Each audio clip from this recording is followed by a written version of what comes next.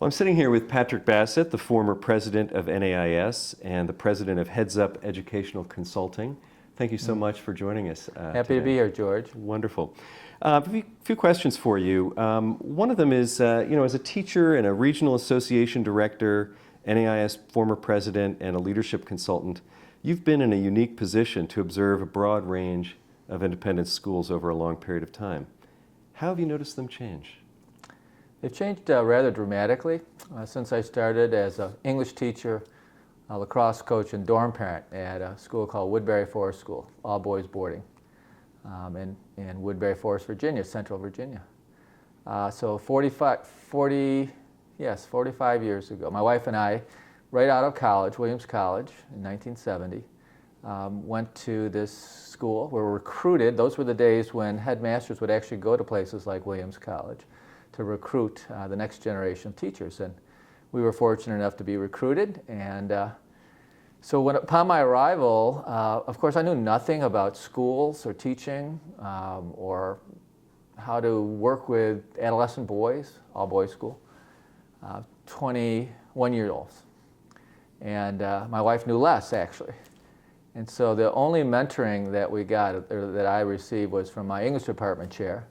And he told me the day before my first class, when the bell is about to ring for the class to end, give the boys an impression that you had something more to say.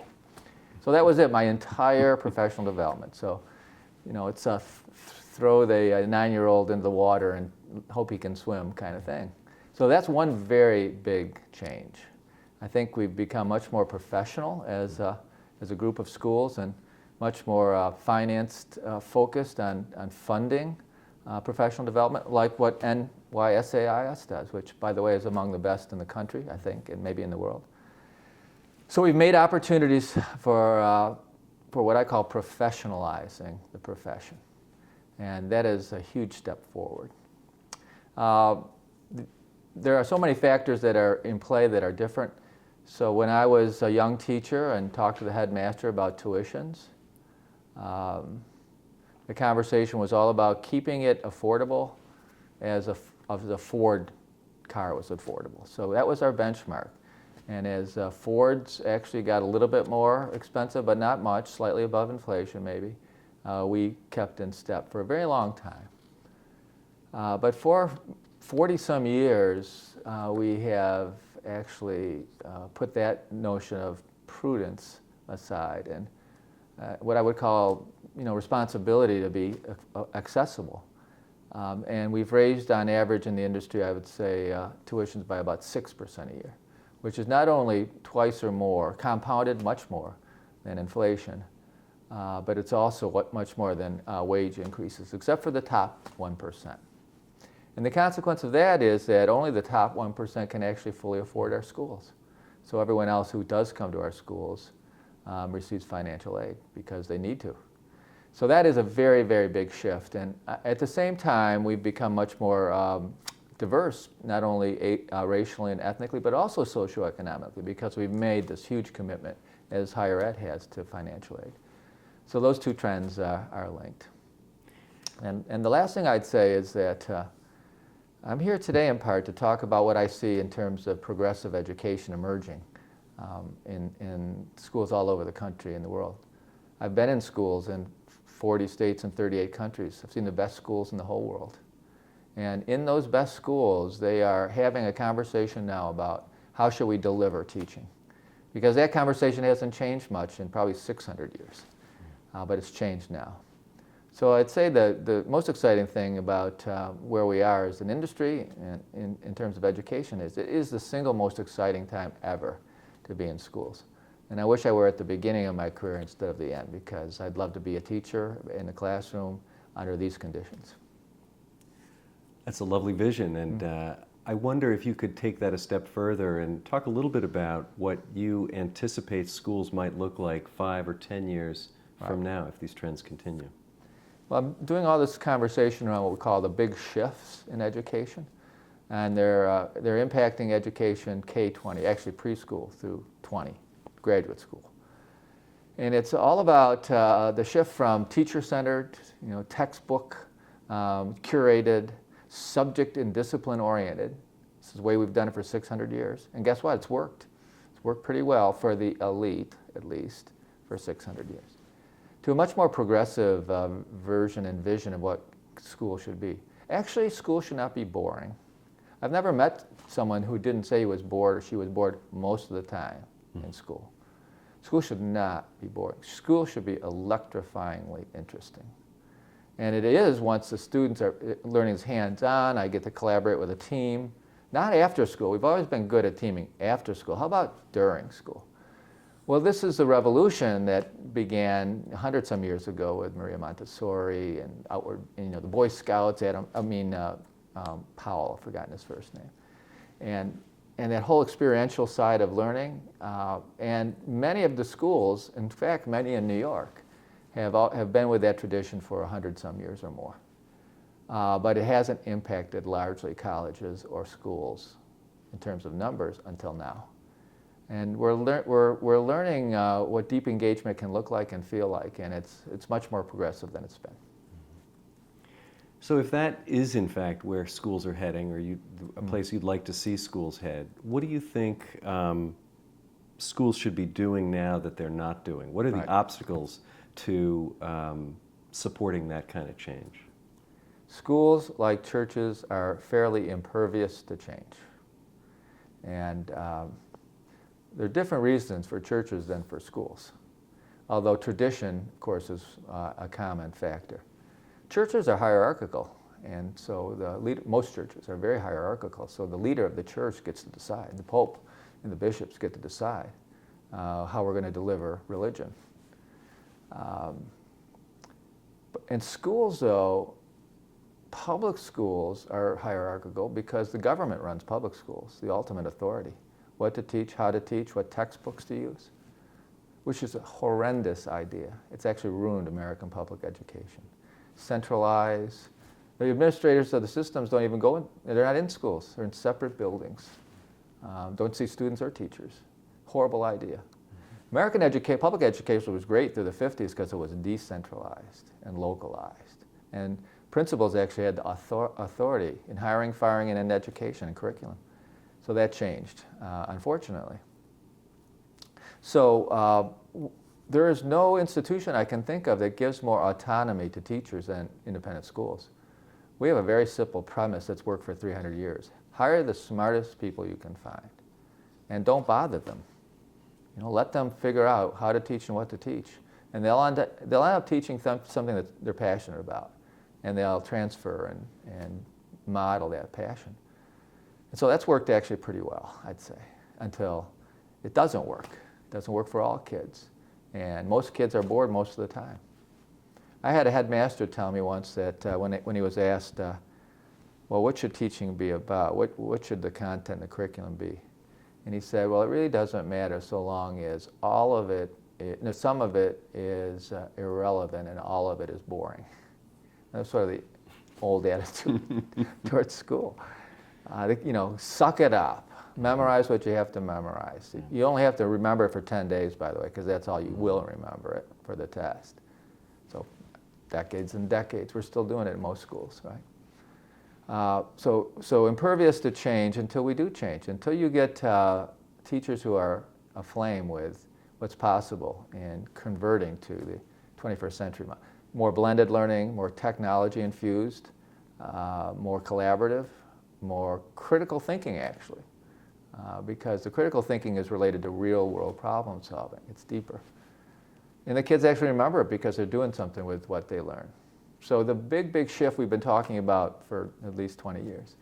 And the big shift is teaching you anything that I think you should know, just in the remote case that you will ever use it in your whole life.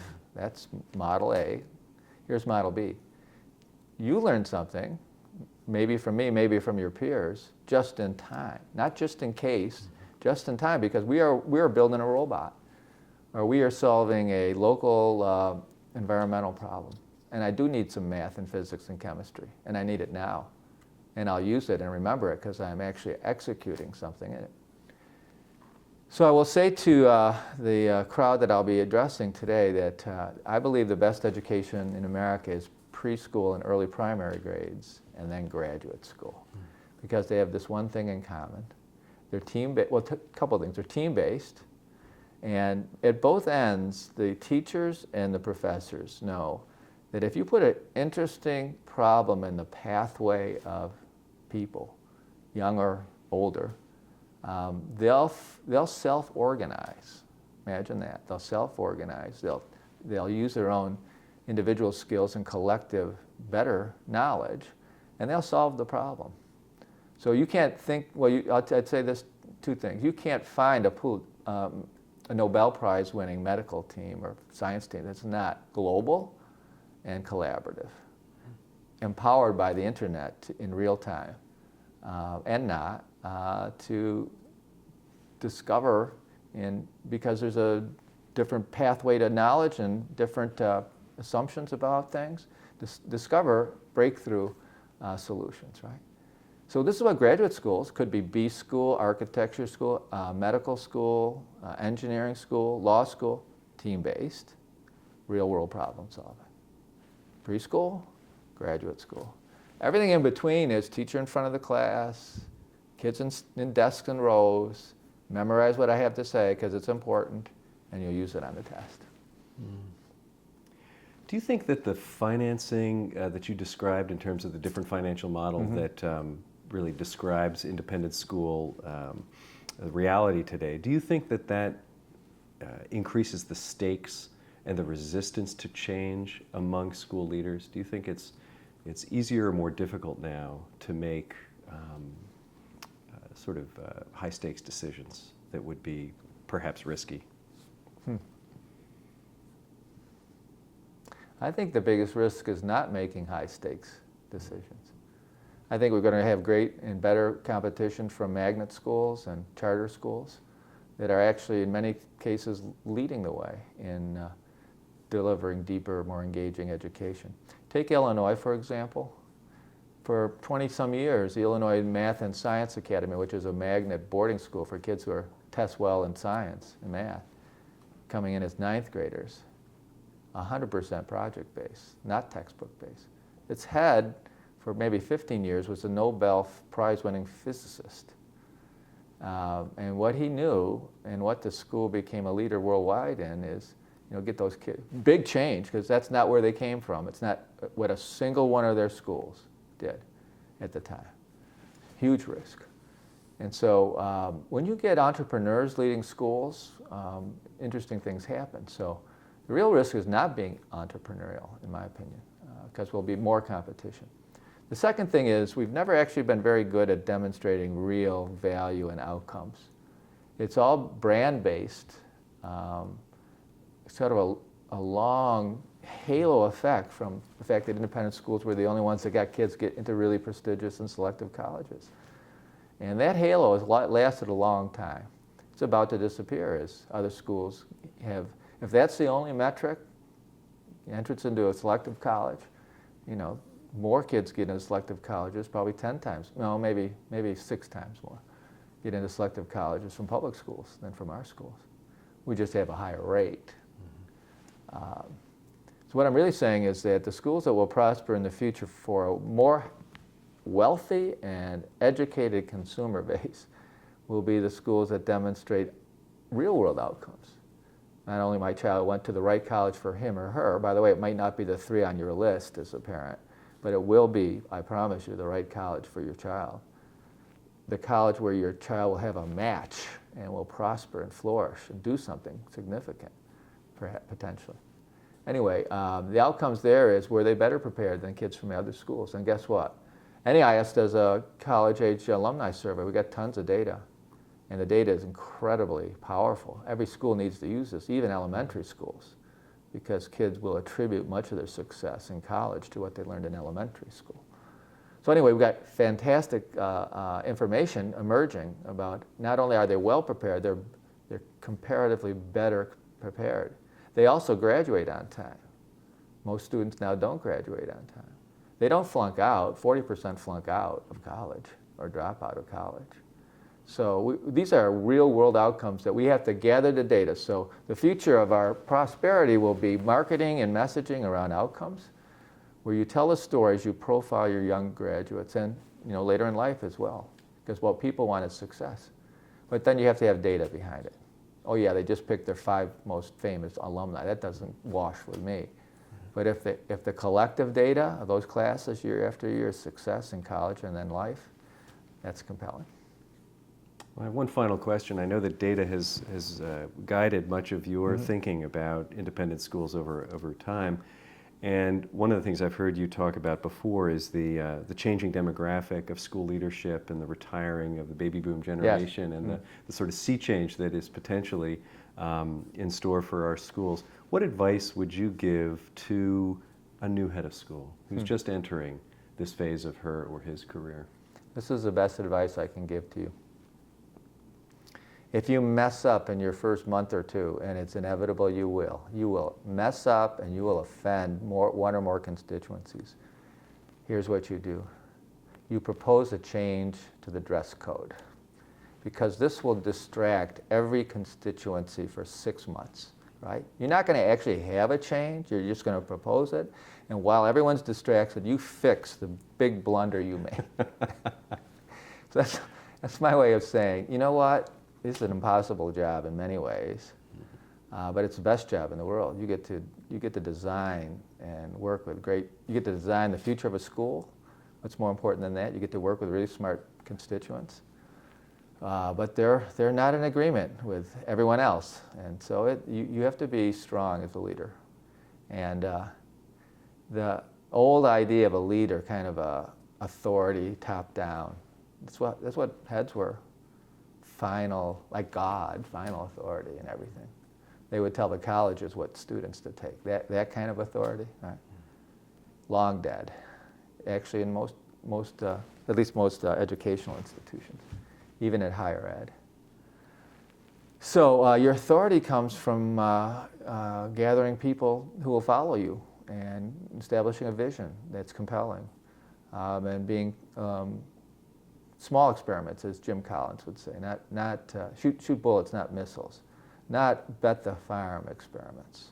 Small experiments until you can test and prove to a skeptical constituency, that would be your alumni, your parents, and your faculty, that there's a better path. And if you can do that, you'll have a legacy for yourself at your school.